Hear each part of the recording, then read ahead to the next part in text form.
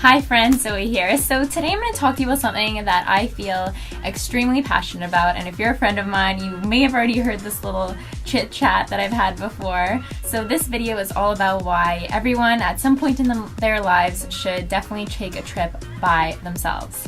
I took a big trip by myself to Europe when I had just completed third year university, and this was probably the best thing that I could have done for my life at that point in my life. This was the case for a few reasons. One, because I didn't know what I wanted to do for the rest of my life. Not like I have it all figured out now, but I was kind of at this point where I was on a straight line to becoming a teacher, but really inside I didn't really feel like that's exactly what I wanted to do. I knew I wanted to get off of Vancouver Island, but I didn't exactly know what my options were, or if I was even capable of getting off Vancouver Island. And also because I was in a long-term relationship for about 5 years on and off, and I felt like I didn't really have the opportunity to be my own person. So my trip was amazing for me, so I'll tell you a little bit about it and kind of the reasons why it was so awesome for me, and hopefully that will inspire you to take a trip by yourself one day. I went to Europe by myself for 2 months. This is the first time that I went somewhere by myself. This is the first time I went to Europe. I went to Denmark first because that's where my family lives, and I got to visit everyone. Hi everyone in Denmark. I miss you, and I'll be back as soon as I can. I promise.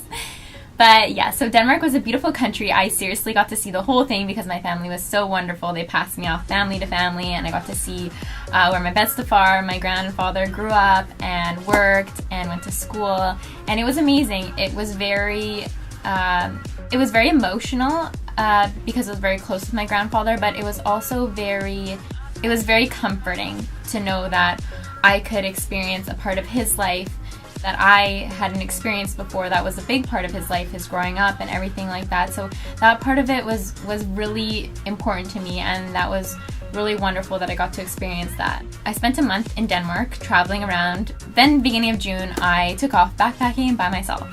I had a couple of friends that I met up with along the way briefly for like a day or two, but this was a trip that I planned myself, and I booked all the flights myself, and I was super nervous about finding hostels, speaking other languages and all that, but it was kind of crazy how everything kind of just seemed to work out for me. So the thing about traveling by yourself is you will, no matter what, even if you're traveling with somebody else in a foreign country, you're gonna find yourself into situations and problems that you don't really know how to get out of, but you have no choice, especially when you're by yourself, to get yourself out of these situations. So it puts you out of your comfort zone and challenges you to figure out ways about certain situations.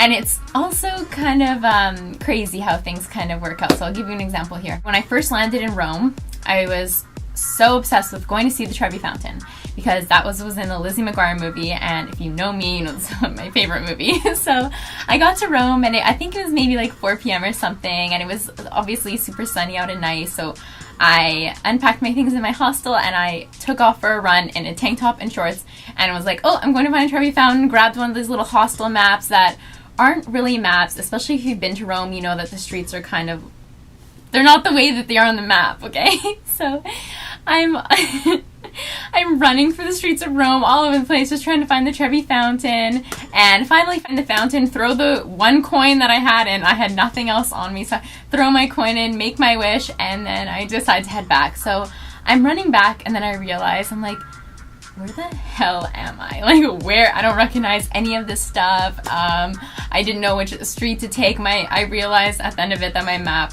was just pretty much streets with monuments just placed largely all over the map. It wasn't a real map.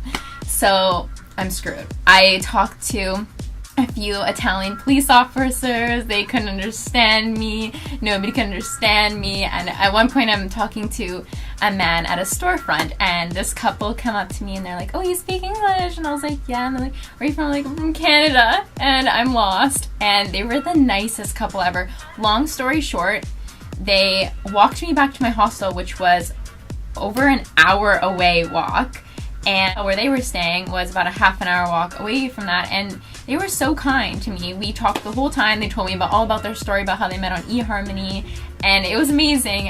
And it's challenging when you have plenty of situations and you have to try and find a way out, but something always works out for you. there was another time when I was in Greece and I was going to catch a ferry, but I got to the ferry early and I decided to find the beach for the day. Glyfada is called. And so I take the bus to the beach. The thing about Greek is that the alphabet is completely different. So it's not like Italian or French where you could kind of guess what something is. No, this was not happening in Greece. So I catch this bus, I go to the beach for the day, I get super sunburned, and I'm heading back to catch the ferry. And I'm the last one on the bus. Like, everybody's off the bus. I don't know where my stop is. I'm sitting on the bus, and a lady comes and she sits down beside me. And this was one of the craziest experiences of my entire life. I have told a few people this story, and yeah, it gives me goosebumps every single time. So I'm sitting on this bus, and this lady comes and sits beside me, and she can't speak English, but I'm holding a map, and she points at it like she wants me to show her where I need to go. So I showed her I'm going to Piraeus Port, I think it was called, and she goes up and speaks to the bus driver, comes back and sits beside me. Bus driver drives around wherever and stops off right at the port where I need to be.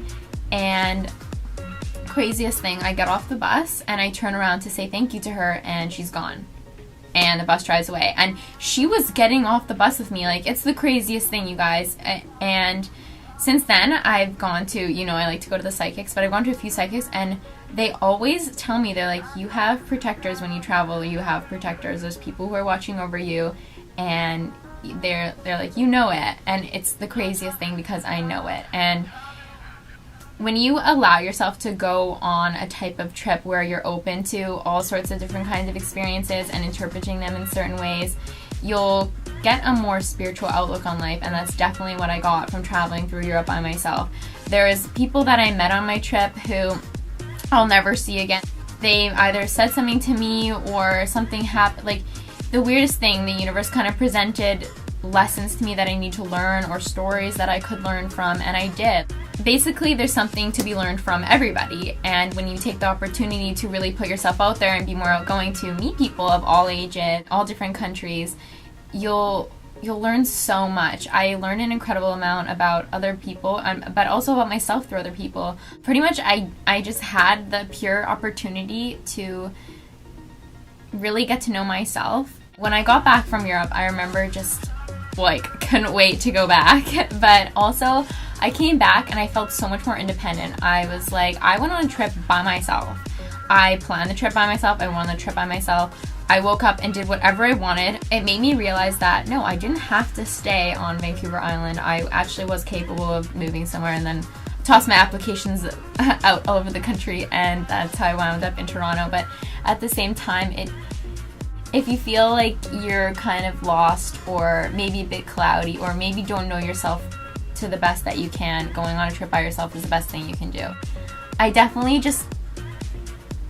I just recommend this for everybody. I know I've had these deep conversations with a few of my friends who have gone on similar journeys to myself, and they've been open to all the crazy experiences that can happen, and it does nothing but good things for your life. It's that quote that says, travel is the only thing you can buy that makes you richer. It truly is.